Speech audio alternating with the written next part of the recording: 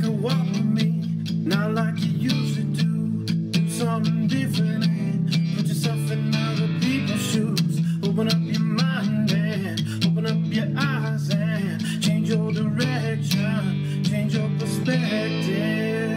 Welcome into Other People's Shoes. As you know, I am your host, Neil Matthews. Thank you so much for joining me today. Super excited about today's guest. One, because it's in the same time zone. I don't know about anybody else. Sometimes as a podcast host, it is a little challenging when you get people from other time zones. You're like, are we in the same area? Are we even close? Help me welcome in my guest, hailing from, I'm sure he's been in multiple places, but today we find him in my probably third beloved city, and that, of course, is Seattle. Help me welcome in Jay Bakker. Jay, how are you today? Oh, I'm good. Thank you. Absolutely. So Seattle, that has its own fun and excitement. By the way, help me with this. How many Starbucks are there on each corner that you maybe walk down? There's a lot.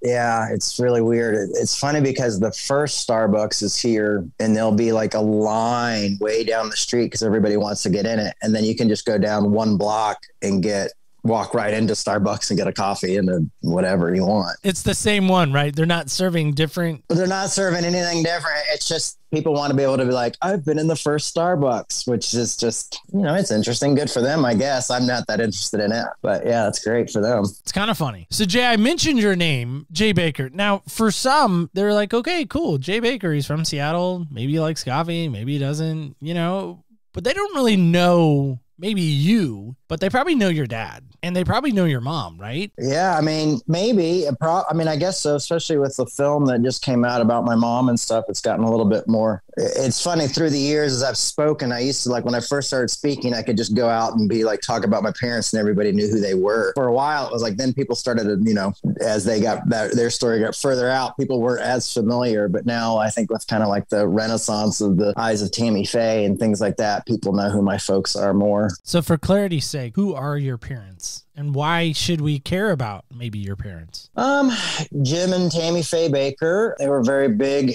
the biggest televangelists in the 80s. They had a really big church in kind of like a retreat center. Some people called it a theme park, but there wasn't really rides. I mean, there was a water park, which was amazing, but that was it. But mostly it was like 300 services a day that you could come to. My parents, I think, put a water park in there because they realized, like, people aren't going to bring their kids. Their kids aren't going to want to sit through like 5 worship services a day. So send the kids to the water park. Yeah, they were on television all over America. As far as Heritage USA, which was the property that they owned with hotels and different things like that, it was in the 80s. It went from Disneyland, Disney World to Heritage USA as the third most visited place in the country. Yeah, they were kind of on everybody's television set. It's strange. Like, a few years ago, I was reading this book about John Lennon, and it was talking about how he would stay up late at night and watch my parents on TV. So, you just always hear these strange stories. So they were really huge. And then in 1987, there was a really big scandal and everything fell apart basically for my family. And it was,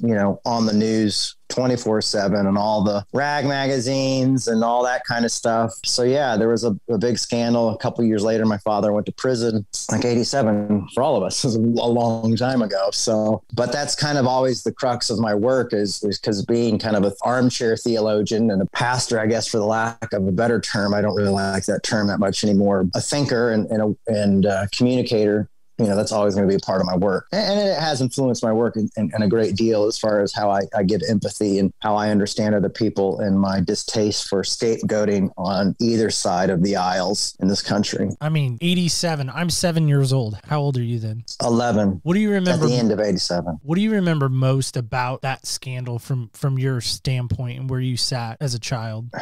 Well, you have these small memories of like when I first heard what was happening. I think it was a Red Robin's of all places. My mom talking to her friend from some of the friends from PTL saying, Jim's giving up Heritage USA because of this thing. And Jerry Falwell's come and offered to help us. And I remember that was my first memory as a kid being like, oh no, what's going to happen? Am I going to be able to go back to school? Because my parents ran the school that I went to. Because you're 11 years old, that's what you think. But then just the amount of media that surrounded our house. I mean, they were renting U-Haul trucks so they could shoot pictures down into our home. I mean, we were just surrounded by media, and it seemed like we were on every station. I mean, I couldn't watch. My parents didn't want me watching TV, but I remember seeing all the late night hosts making fun of my parents, all the Saturday Night Live skits. So as a 11-year-old, that was all very unnerving, because I lost not only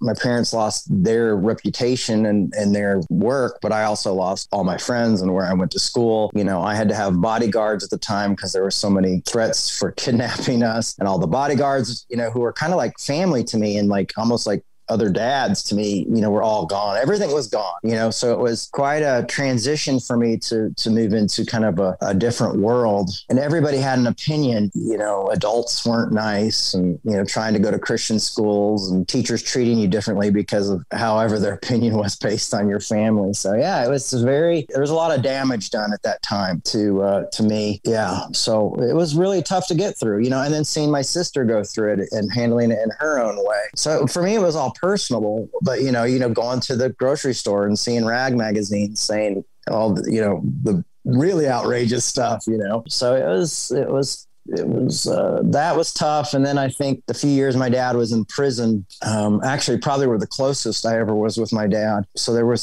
some silver lining around that. But yeah, but through the scandal, I just remember losing lots of what I thought were friends of our family. A lot of people, and watching both sides of Christianity, mainline Christians just said, aha, see, we told you so. And then the evangelical Christians just turned their backs. So just watching the whole capital C church turn their back on your family, I'd always heard, there always been the saying growing up, Christians are the only army that shoot their wounded. That rang very true when this all happened to us. It was awful. It was like living in another universe and almost like a film. Do you remember ever hearing anything about why? We know what's been publicized and what's been, sensationalized. I think that's a great word to maybe say there. But what do you remember hearing? Did your dad ever come to you privately and say, hey, here's what's here's the real story of what happened? You know what I mean? Because again, it's easy to go Google. If I Google your dad's name right now, I'm going to get a slew of stuff. Same with your mom, right? I'm going to get a slew of stuff. Well, for me, he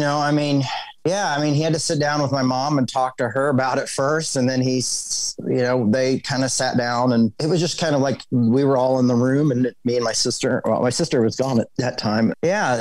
Dad was like, I was with this woman one time. There's another pastor that was going to expose me, and Jerry Falwell came in and said, Jimmy Swaggart's going to try to destroy me. And because of this, and Jerry Falwell wants to help us, which ended up being a lie. Jerry Falwell did not want to help us. He wanted to take over the church. Yeah. So that was, I heard about it, and me and my dad my dad went into full details with me in prison. We just had some very, very, just really tough, pure, hard, real conversations when he was in prison about the situation, to the point where I remember not too long ago, somebody who was considers himself a Christian historian put something up about my dad, an accusation about my dad and with Jessica Hahn, and I confronted them about it. And they got really upset. And she goes, well, and she said to me, she said, well, Wikipedia says this, and then this other writer says this other reporter said this, who won a Pulitzer Prize. And I said, actually, I'm like, my dad told me exactly. Yeah, well, you're his son, and I'm like, well, he had really nothing to lose. We were in prison.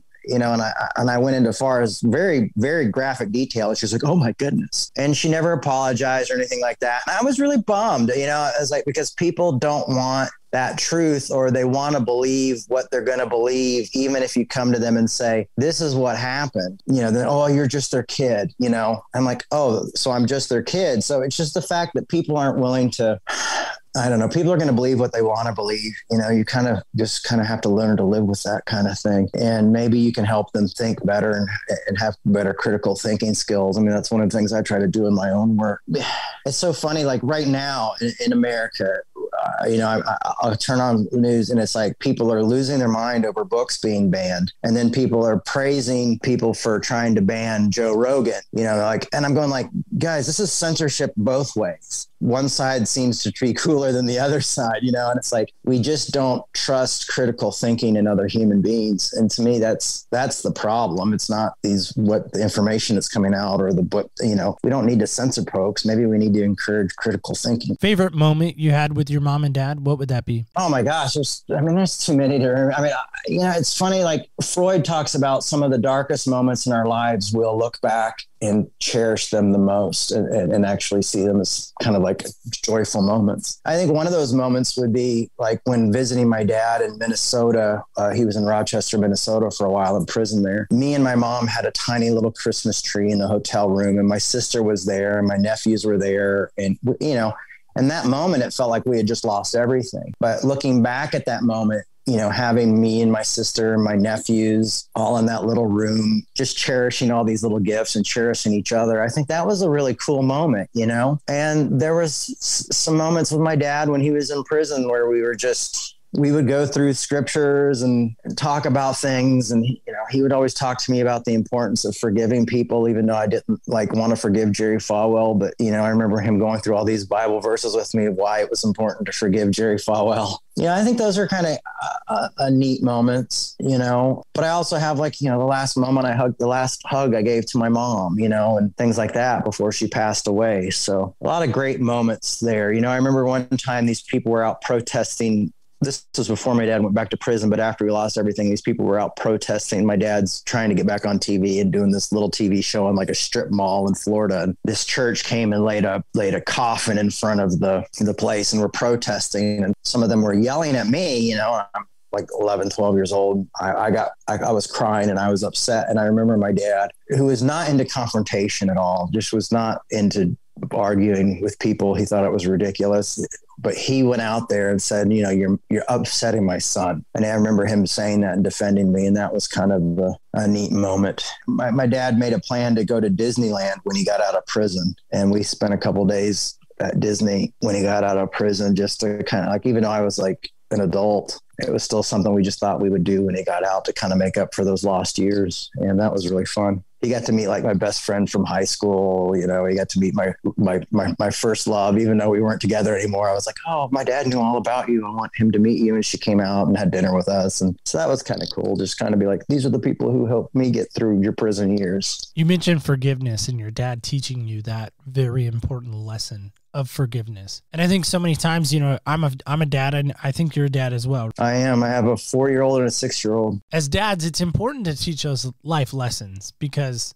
I think the world isn't teaching our kids the right life lessons, if I can even interject that. But for you personally, when you look back at the kind of hurricane that came through, the devastation that happened with your dad and your parents and the fall and all of that, and obviously the rise to power of Jerry Falwell, how hard was it to forgive those people involved? It was really tough because for me, I lost my whole life. I lost everything I'd known since I was from the beginning of my life, you know, and everything was gone, and not just gone, but what was left was pretty devastated. And it was tough to do, but I went and actually met with Jerry Falwell and had a conversation with him. And all this was only because he wanted to meet with my dad in prison. And I didn't want him to meet with my dad in prison. And so my dad said, well, you go meet with him and talk to him, and you decide if you can come see me or not. And I said, okay. Gosh, I must have been 17 at the time. And I forgave Falwell, even though what Falwell said back to me wasn't very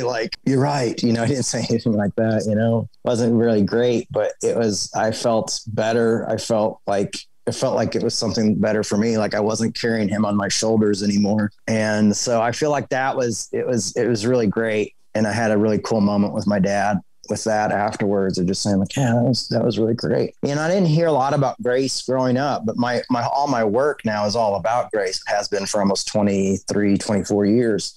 But it's interesting how my parents kind of showed it to me without necessarily saying the words, you know? So, because I guess the Assemblies of God wasn't known for preaching grace. I'm curious about this. You know, nowadays, we have so many people on TV. We have so many people doing what I'm doing, podcasting, right? We have so many people that want to get behind a microphone or get on a platform or get on a stage or get somewhere. But there's almost an addictive nature to that. we want somehow that validation, that drug of like everyone's waiting on my bated breath to hear my next word.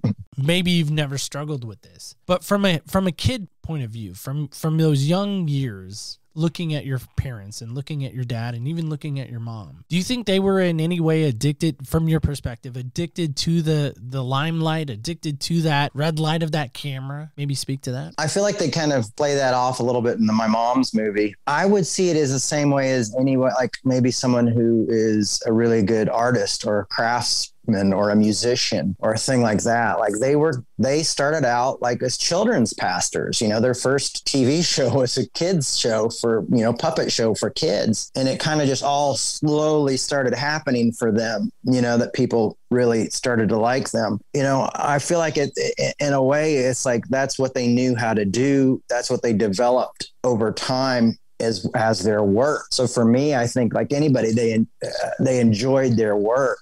It wasn't a cakewalk for either one of them. My dad's kind of a workaholic. So I think for him, it was just, this is my job. I think if my dad was a construction worker or, you know, a plumber or anything like that, he would just be like, he'd be one of those like 24-hour plumbers, you know, I'll fix your thing in the middle of the night. Matter of fact, I want to fix it in the middle of the night. He would be coming up with plumbing ideas, you know. There might have been some addiction to that. I think my mom liked it a lot, kind of needed it a bit, but at the same time, I felt like it was her way to be transparent. And I think for my parents, in a way, the cameras and things like that was their way to become alive. Like that was when they were really in their spot, you know? So for like me, when I speak, you know, I feel like I'm in a different place. I just get into a different zone when I'm doing talks. You know, it's like, is it an addiction or, you know, because they weren't like influencers who were just like doing nothing in order to be famous. They were having to interview guests, research guests, prepare talks, you know, do things like that. In some way, it was just their craft, and that kind of like Midwestern, Northwestern, like Minnesota, Michigan work ethic of like, you got to work, you got to work, you got to work. And then with the Assemblies of God kind of idea of you got to do something good for God. You got to work for God. You got to work. You know, so my dad's like, I've got to build big things for Jesus. You know what I mean? It's like, so you've got that aspect too of like, is he trying to build things to please God and make God happy? Because, you know, you can lose your salvation if you're Assemblies of God. You know what I mean? You don't have you know, you don't have like, you're not always, you know, so there's so many factors that it would be easy to say like, oh yeah, they just love the media. But in some ways it's like, I think my dad, you know, he's still on TV, and I think he's still on TV because that's what he knows how to do. He believes he's doing the right thing. Like for them, the idea is like, it's like anybody who starts podcasts nowadays, you know, for him, it was like, oh, there's a new way to do this. There's something interesting to do, and I want to try this. And he did it, but he did it when nobody else had done it, and he had to raise all this money to do it, unfortunately. And he said that really caused him to compromise a bit because he had to keep feeding the monster that he was creating because he was building all these buildings and doing all this kind of stuff. But I would just say he's a workaholic.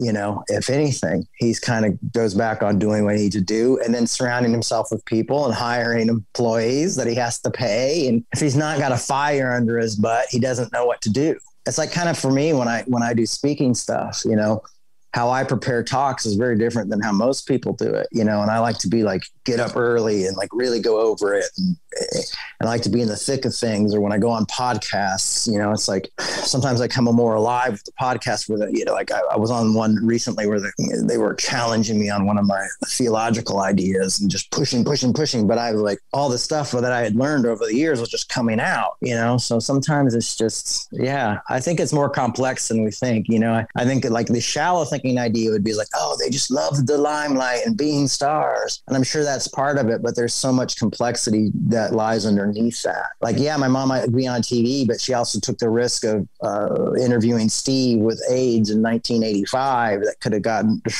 her canceled or destroyed. They didn't call it canceling back then, but, you know, for doing that on Christian television. You know, so it was those things of like, you know, not only do I want to be on TV, but I also need to talk about what's important if I'm going to have this responsibility. I think there is a stereotype out there when people think of a television evangelist, people sending in money, you know, for all that. And then they are building this gigantic empire behind the scenes. I think there's a little bit of people that may think like, Your dad was kind of a charlatan. Your dad was a, you know, a scam artist. They were hustling people. They, you know, whatever. And that's obviously a lot of the negative that could easily be said and probably has been said. But my question is, as a kid, again, growing up in this environment, what was it like on a day-to-day? I mean, did you ever think of your dad, quote unquote, and mom even, as a celebrity? Well, of course. I mean, people wanted to know them because they were on TV and doing all this stuff. You know, I knew they were famous, you know, I mean, like, I knew that like the Charlotte newspaper hated my parents and things like that. But my dad both my parents were working around the clock. I mean,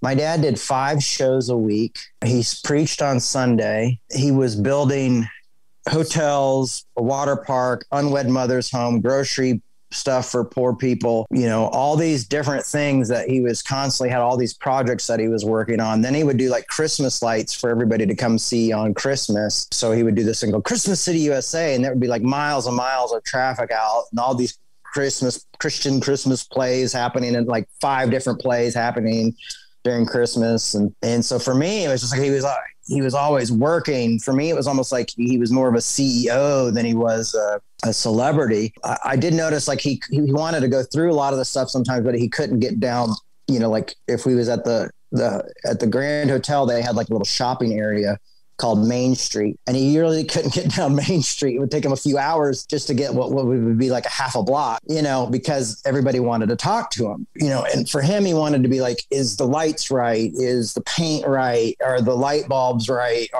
You know, is everybody being taken care of? That's one thing I realized. My parents were always really concerned that people were being taken care of and being treated well and treated with respect, and that everything was really nice. Like one of the things I noticed when I started doing, like when I did interviews, like with normal, like CNN and things like that, you'd go in the back and it's just crap. You know what I mean? Like the green room is just like crappy thing. And like, oh, here's a little old, it's like you're almost in an AA meeting. Like here's a crappy coffee thing and tiny bottles of water. But at Heritage USA, the green room was like amazing, like really nice. Parents like had this imagination of what it would be like behind the scenes in television. There wasn't an area that was crappy or shitty. Forgive my language, but you know what I mean? It was like always nice. Everything was nice. So when I went to like normal TV studios and stuff, you're like, oh, everything's kind of crappy and nobody really cares about the behind the scenes. It's all facades. And that was the interesting thing with Heritage USA. And maybe there's a psychoanalytic look at this. Maybe it really says something, but there was nothing ugly in the background. There was no hidden ugly areas. Everything was nice because it was all about people feeling good. And I think there was this idea that Christians had such crappy stuff for so long because, you know, my parents grew up going to like these Christian Assemblies of God camps and like camp meetings and stuff where it was just like, oh, you know, it's like, it's cold. We live in the north and we're freezing, you know. And so my parents wanted to kind of do something different. And it was probably really a big overcompensation. There were facades. Everything was a facade. You know what I mean? It's like, you know, if you go to Disneyland and you see some of those documentaries where you go underground and they have little stores and stuff down there, but it's still kind of gross. It's like there was never anything like that at my parents' ministry. So people are like, oh, where did all that money go? I mean, like, I'm poor. I wish my dad, I don't wish my dad stole money. That's bad. I wish I could be on Preachers of Sneakers. All that, it seemed like all that. I mean, my parents had a nice house. Everything was nice at Heritage USA. You know, there was tons and tons of employees. So my dad had to raise money, not so he could have a yacht. My parents never had a yacht. So they could have, people could get paid, you know, and stuff like that. Well, a lot of people don't know about my folks is they gave all their royalties from their books and their records back to Heritage USA, which was almost 3 times what they made in their salaries. You know, everybody wants to have the curling mustache, evil, black and white thinking, you know, and it just doesn't work. You know, it's just, everything's more complex than that. Did my parents do some screwed up things? Yeah. Did they have some bad theology? Yeah. Was it all purely bad? Even some of the bad theology was what they thought might be the right theology at the time. I think we've all done that. You talk about your dad loving and caring for people so much. And I would imagine you would echo your mom, probably same kind of thought process. If not more so, yeah. Women are more nurturing than men. I think studies have shown that. So I would agree with that. Not knowing your mom, but I would probably agree with that. Yeah. How did your parents show you love growing up? And I mean, with your dad doing everything that he was doing and your mom doing everything that she was doing, how did they show you love? Unfortunately, we were kind of, you know, me and my sister were kind of sacrificed to share our parents with all these other people. for my dad, he would just buy me stuff, and I don't think what he didn't realize is that I wanted time with him. I didn't just want a bunch of stuff. So I had a lot of toys, it's like a lot of G.I. Joe stuff, and Star Wars and He-Man. And I was obsessed with Miami Vice, it's like I had all this stuff. And that's not necessarily what I needed. I think that's why the prison time was so important for me, is because that's when I had him, and it was somewhat of a relationship with my dad. I didn't want that stuff, didn't need the money or anything. I just needed parents. My mom was a little bit closer because I would get out of school sometimes and she would just throw me on the show with her. Like she had this Tammy's house party. So it was like really off the cuff stuff. So just come on, Jamie. But we would also go shopping some together, or like on my birthday, she would let me skip school. And also when my dad was in prison, I lived with my mom most of that time. So we were really close. We became really close friends, and she was really trying to be the best mother she could be. And I see that. But it was a lot of stuff. The problem was I was often afraid to like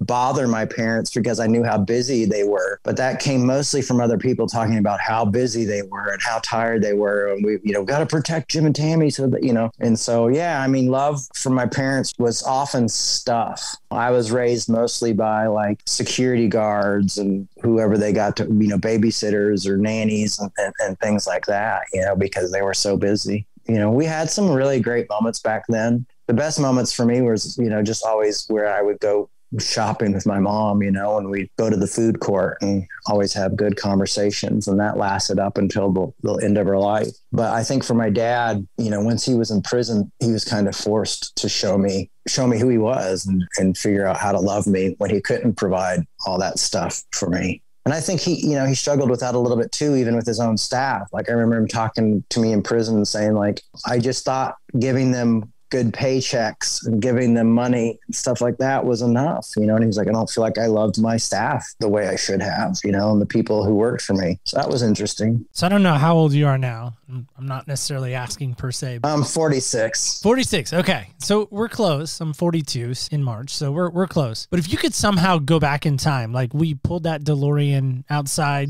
your place in Seattle, and we jump into it and we jump back to 1987, which ironic is when Back to the Future happened. So it's kind of ironic there. Maybe it's 85. I don't know. It's 85. Yeah. So it is 85. Okay. Yeah.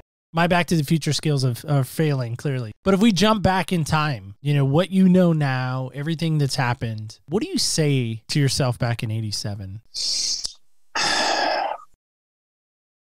I would try to tell myself to be more gentle with myself. I'd let myself know that I have dyslexia and learning disabilities and that I'm not stupid, and to probably care a lot less about what others think.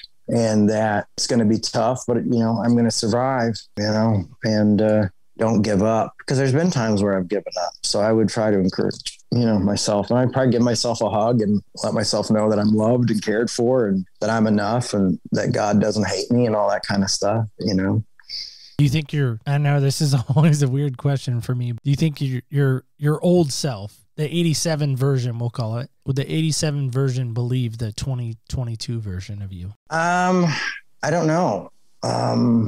Maybe not. Probably would, maybe in certain moments when it reached those moments that were so effective, but I don't know. You got to remember, it's like, for me, a lot of my understanding of God didn't come from my parents. It came from the people they hired, the youth pastors and the youth ministers and things like that. And the funny thing is the people they hired, had a lot more conservative views of God than my parents did, and they were all into whatever the next hot thing was. So, the youth pastors telling me music's of the devil, or Smurfs or satanic, or He-Man satanic. And these are all toys I had at home, So it's like the devil was in everything. And, toothpaste was bad because there was moon on the back that was satanic, and you shouldn't use Tide because that was of the devil. Everything was, Christianity started cancel culture, so it was like, for me, it was like, everything was bad. So you grow up thinking you're bad, When did you get diagnosed or were told that you had dyslexia, and how did that affect you?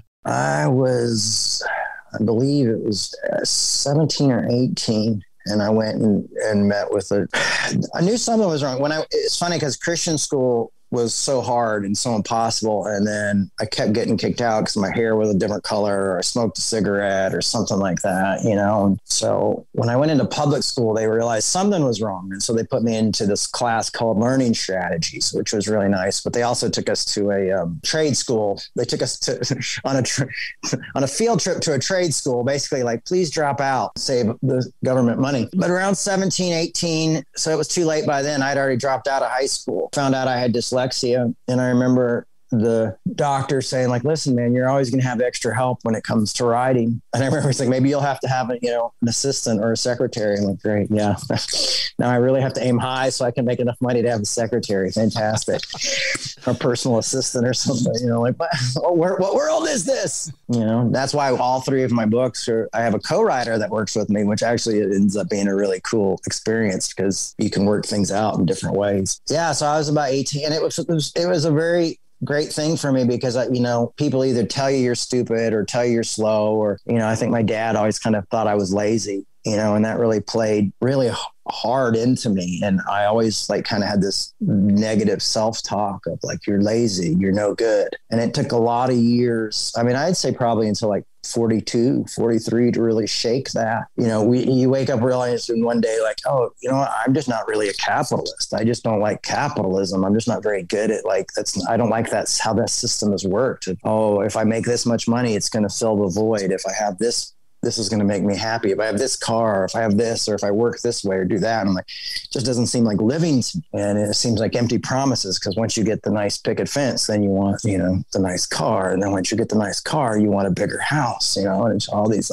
trying to fill the void. And for me, I'm like, that's just not the way I want to live. And so I don't live that way. I live the way I want to live. It took a lot to shake that kind of lazy idea of well, maybe he just doesn't want to learn how to write well. The funny thing is I can read like crazy. And that part of the dyslexia never got to me. And so most of my life, I just read really difficult books. I mean, to the point where I was, like I said, I was arguing with this guy who has a doctorate. And I don't know if I said this to you or not, but I just was on a podcast where I was arguing with this guy who's a doctor in theology about stuff. And I was holding my own because, I read all the books. I've had fun reading the books. I've had all these discussions. I've been doing this for 24 years. I've never taken theology lightly. I really like it. I really love it, and now I love philosophy. I'm just learning to live on my own and teach myself the way I need to be taught, but I'm an autodidact. So, I'm self-taught with most of everything I've done. Luckily, I've had some good friends to recommend some good stuff to take me down even further into the rabbit holes of philosophy and things like that. You talk about your dad's Midwestern, Michigan, Minnesota work ethic.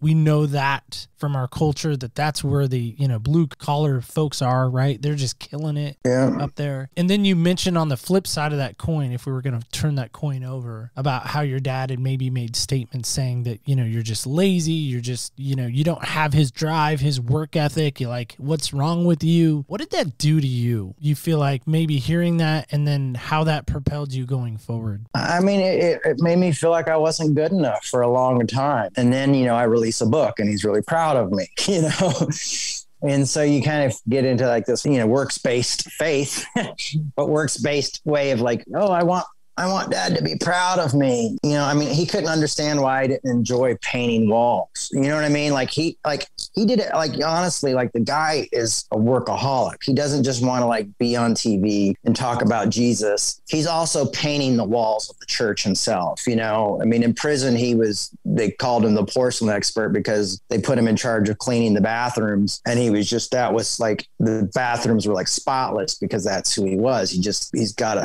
hell of a work ethic, I guess, almost to the point where it's destructive, I would say. Yeah, for me, it was not being that same way was really tough, And I think maybe even my last marriage kind of fell apart because my wife had more of that that drive of what she wanted. And we just at one point realized we both wanted different things. I want to live in more of an artistic way of thinking and studying and doing my work. So yeah, that happens. I was in 4th grade when I first discovered that something was wrong. It wasn't even me that discovered it. I too have dyslexia. Oh, okay. And it's really hard because I still don't read well. to this day. I can't spell. There came a point in time, I remember my daughter's a freshman in high school. And I remember there came a point in time in elementary school where she brought home her, that proverbial spelling list. And she said, Dad, let's go over my words together. And I couldn't even read the words on the page to go over them with her. And I know that sounds so, maybe lame to some. It was not at all super debilitating for me as a person. I can 100%, at least relate with you, at least maybe some of what you've experienced. Yeah. Most of my life, I felt like an idiot, like stupid, I hate to use this word, but retarded, very slow. Yeah. I've met colleagues through the years and business people that I've been around and like, man, you're such a great communicator and you're so, this and that. And it's very, obviously very flattering to hear. At the same time, like you realize I wrote none of that. It all came out of my head as I'm saying it. And they're like, no way, you wrote that down. I'm like, nope. Nope. I can relate on that. I put down on audio, or I talk to the writer with the writer about it and we work it out. I don't put pen to paper, and then you're like, oh, I'm a fraud. So that's when I was like, I'm not going to have a ghostwriter because I want other people with dyslexia. That's why I was really angry that they didn't let me put my last 2 books on audio, because I was like, guys, it's really important to me that I have dyslexia, that these are on audio books, no, we're not going to do it. Corporations, they really care. So even when they're Christian corporations or say they're spiritual corporations, maybe I'll record the books on my own and just damn it to hell, they can sue me. I know a guy that could help with that. Just saying. Okay, let's do it. Let's burn it all down. Burn it all. Burn it all. But yeah, it's tough. It's really tough to deal with that kind of stuff. And so, my dad wasn't the most supportive in that, my mom was more supportive in that. Seen me speak a few times. I think my dad seen me speak maybe once or twice, but my mom saw me speak a lot and was really encouraging me on that. Really excited when understood the dyslexia more. She went through high school with me, and saw me like struggle but she got it. She got it. She knew what we were going through was heavy. I want to go back to, the family, the fall, all of that. Who was probably the hardest person to forgive? Well, it's funny for me. It was definitely Jerry Falwell. There was one guy who was my dad's security guard who kind of had a little moment where he turned on us just for a brief. And that was really hurt. That really hurt, but he came back around and now he's a friend. Deep thinking and critical thinking is very important because these are these people's livelihoods and these are their jobs. They're not just family, but this is like their whole life's work. Also being devastated because my dad made a bad decision. You kind of have to take all those things into it. So there's people who are there were some people who are family. I think Doug Oldham and Lori Lee Oldham, who are these gospel singers who are best friends to my parents, to see them kind of turn their back on my parents and they never talked to my parents ever again and nothing happened. That was really sad. There were also really great people like the Goodmans. I don't know if you've ever heard of Vestal Goodman. She's a Southern gospel singer and hung out with Elvis and all this stuff, but they were amazing. People like the Goodmans were amazing. Or I won't give Beth's full name, but Beth was my sister's security guard and she attends my church now, or my community. I don't call it church anymore because there's a lot of reasons why, but she attends my community and is a part of it. For me, those are the great points, is because we were like a family. Like Shirley, my dad's secretary, she raised me for a year when my mom moved away and my dad was still in prison, and she still responds to I have a private Facebook that I can put pictures of my kids up, and we still talk there. So there's those things of a lot of us were very much like family in that time, and people don't realize that. They have their own ideas, and to me those are the important things. That's not the people I'm mad at. The funny thing is now I see Jerry Falwell's son going through very similar stuff of what my dad went through, and I can empathize with him now. I go, that sucks, and try to look at it of why did he fall into this? I think that's the weirdest thing about evangelicalism is when we treat them like kings, and then the son turns up. Maybe to Jerry Falwell's son, this is just a job, it wasn't about God anymore. It was just, this is the family business. You never know. You just kind of learn to see things differently. I think it's hard too, though, to realize for me, I think the hardest part to give is maybe the church with a capital C, is that so many Christians weren't willing to like do any restoration or help. And then like other people from other denominations didn't think that maybe they could help and they could visit, So for me, I think that's probably the hard thing to let go, is like the lack of empathy in Christianity and by churches and by organizations, like, especially if you know what the Bible teaches, almost even at a 6th grade level, it's about forgiveness. And like, if you read Galatians, where you're supposed to restore people. If you think you're too important to restore, you're only kidding yourself. So to me, the lack of restoration in the church and the willingness to cancel people in the church has always been sad to me. The way we treat people in the church, people allowing themselves to be put on pedestals is bad. But also, I think people in the church, like congregation and people like that, don't realize that they're also part of the problem. It's like, you guys believed in this too at the same time. You went every Sunday willingly and played a part in this. And we all play a part in this as a community. And so we always just want to point the finger and not take part of the responsibility of like, oh, he tricked me with their magic words and their magic theology. It's like, no, you believed that stuff. You took part in that. And you kind of have to reflect on yourself and ask yourself why. Because often I see people who reject that. Maybe they'll go far left, but they hold on to the legalism. And so they're still legalistic and judgmental towards those other people, you know what I mean? But the very reason they left those people is because those people were legalistic and judgmental in their own way. So it's like, to me, what we have to do is like, forget about scapegoating each other. Let's look at the real problem. And the real problem is this idea of legalism and scapegoating each other. How do we have tough conversations? How do we argue well without going to war? How do we have conflict? Because if you can have conflict, then you can avoid war. You can avoid cancer. How do we have these tough conversations? How do we show grace and accountability at the same time?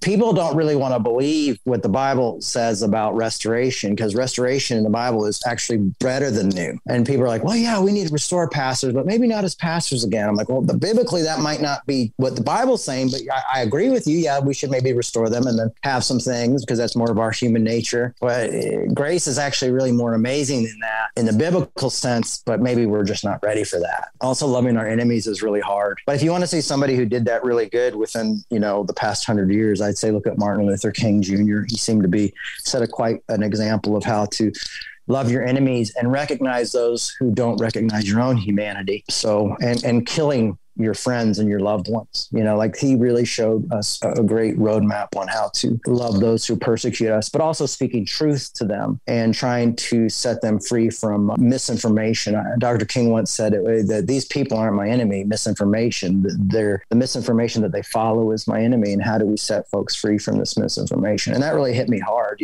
I love that quote. I really do. I love Dr. King. Yeah. He's one of those people that I'm so saddened. I don't know if I'd ever get an audience with him anyway. Yeah. If I did, I sure as heck would love that opportunity, because he's just a fascinating person to me in history. Yeah, well, his books are really amazing, and I always recommend people read his books. I mean, there's hard things about Dr. King too. I mean, I actually agree with, but most people find hard to swallow. Like it took him a year to decide if he was going to speak out on Vietnam. He was really torn between, do I keep my ear with the president, or do I speak out on this stuff? But he did speak out. He was a man. He was a human being. He was also pretty much a socialist like myself. That's pretty cool. But a lot of people don't think that's cool, because people can use King to be who they want him to be. But my thing is, like, I think we can learn from King on how to argue well and how to have tough conversations. Prime example for that. So I don't have any magical powers. I don't know if you knew that about me. I didn't know that. No, I don't. I just want to clear the air on that. I don't. This interview is over. Yeah, and you're done. But I don't have any magical powers. I can't make you time travel like we talked about. If somehow, some way, I could arrange it for you to have one more meal with your mom, what would that be like for you, and what would you do? Oh, probably cry for 30 minutes. I would bring my kids, and I would just let her take my kids for the day or for that hour and just spend time with them. And I would just sit back, because I'm lucky I had years and years with her. And those kids had not, and they still love my mom, and they never even met her. One day, my daughter, I saw her kissing the refrigerator, and I was like, what is she doing? And it was a picture of my mom on the refrigerator. She was like, I love you, Grandma. And it was like, oh, it was just pulled on my heartstrings. So yeah, I'd let them spend time. I'd have my kids spend time with my mom. I've had so many dark moments that I know that if my mom would have been there, they probably wouldn't have become as dark as they did. I tried to take my own life, and I know that that wouldn't have happened if my mom had been around. There's so many times I just kind of wish I could pick up the phone and talk to her, because I suffer from pretty bad depression, especially when there's reasons to be depressed or when I've lost people who are close to me. It really affects me really deeply when I lose people close to me, like if I go through a breakup or if I have a friendship fall apart. And my mom was always there to talk to me about that kind of stuff. Not always giving me the answers I want, but still listening. It's funny, sometimes she would be like, well, at least they can't eat you, or some really silly stuff. And I look back and I go, I kind of get what she's saying. If you really take a deeper look at it and maybe even put a philosophical look on it, you got to mourn and get through the loss of people you care about. But, at the end, they didn't kill you, and you've learned something from that. So, I miss her quite a bit. My mom died, and a week later, I'd found out my first wife had an affair, and we split up, so my mom wasn't there for either one of my marriages falling apart. And those were two of the toughest things for me. And I wish I could have had her around for that. I don't know, like in high school, I remember her, well, that's just her loss. I don't think she would say that for divorce, but still, that's what she said when girls broke up with me in high school. I just think that's amazing that you have such a love for your mom and really even your dad, despite all of the chaos and the challenges and the storms and the letdowns and the disappointment and the synergized things that have taken place in your guys' lives. I mean, there's so many people that I think if your parents put, and I'm not saying they were completely wrong. Yeah. I want to be clear on that. But I think if I had walked through what you had walked through, I don't know if I would have the same love and affection for my parents that you clearly carry with you. And I think that is so admirable, by the way. Oh, thank you. I think it's a character trait that I think a lot of people don't have. And I just want you to know, I really respect that about you in this moment. Well, thank you. I truly do. From a human being to a human being. Well, I'll tell you why a lot of people don't. And I don't blame them, is because it can be very painful. Like I have not talked to my dad in a year. It's extremely painful. I'm seeing a psychoanalyst, and that's a lot of what I'm dealing with my analyst. It's painful. One of the things philosophy has taught me is to think deeper, look deeper into these things, and having room for contradiction, and that sometimes contradiction is a higher truth than two negatives coming, like two things that are opposite can come together and create a contradiction, but within that contradiction there's a greater truth there. I found that. And in the dialectic of, too, it's just the same thing. In that dialectic, you find the truth. I went through dialectic behavioral therapy, and through that, I realized some of that stuff. I have to make enough room for my own pain and hurt, and look at it and value it and be able to be angry and hurt. But I also have to know that there's also the other part of me in that dialectic that loves and cares about my parents and cares about my dad and has those few moments of nice moments, that it's not all bullshit. It's really funny that, because sometimes when I think like, oh yeah, he's just a really, he just doesn't care or anything like that. It's funny because there's so many clips and stuff of my parents' life, there'll be like a little smidgen clip I saw the other day, my mom and dad having a conversation and just telling a joke. And I'm like, oh yeah, I remember that, so I'm not imagining the human moments. But yeah, it's tough. It's complicated. That's why I don't want to cancel it. That's why I don't like cancel culture. That's why I don't like, like this, like how quick we are to just give up on people, because I do the hard work of not giving up on people, and yeah, it's tough and it sucks. And I know why people don't want to do it, but I think it's worth it, and I think Dr. King saw that as well. And he's one of my heroes. So I kind of like follow his footsteps.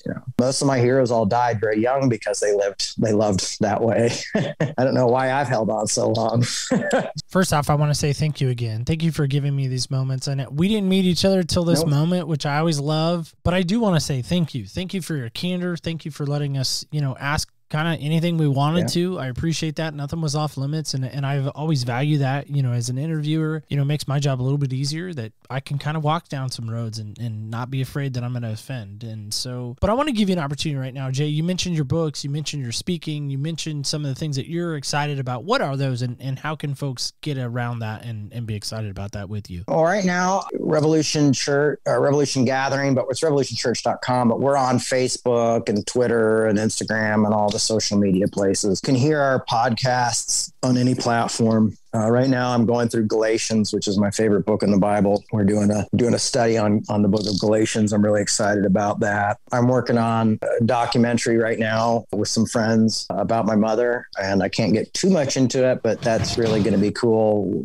We've got some really cool people behind us on that. Hoping to work on some more books soon. Really, my work right now with Revolution is what's where my passion is doing these talks every week and just kind of communicating with people to try to build a group of diverse people. And when I say diverse people, I mean diverse thinkers. I mean people who are, we have people in our congregation that are conservative, that are woke, that are in between, that are, have different belief systems. And we're learning how to have really tough discussions and argue well. And that's something I'm really, really proud of. So yeah, we're on Facebook Live, 11 a.m. Pacific time every Sunday if people want to come check that out. But it's also available on YouTube after that, anywhere else you listen to podcasts, so you don't have to go at that time. That's fantastic. So do we have time for a game? You're up for games? I know you're not a competitive sports guy. I know you're rocking your Mets hat, and we were laughing about that kind of pre-show, that you're not really a sports guy, which is really hard for me because sports for me is such a universal language. Like that's how my brother-in-law laughs. He's like, have you ever met anybody that you can't talk sports with? And I'm like, yes, actually all the time. I show you this North Carolina Cup and it means nothing to you.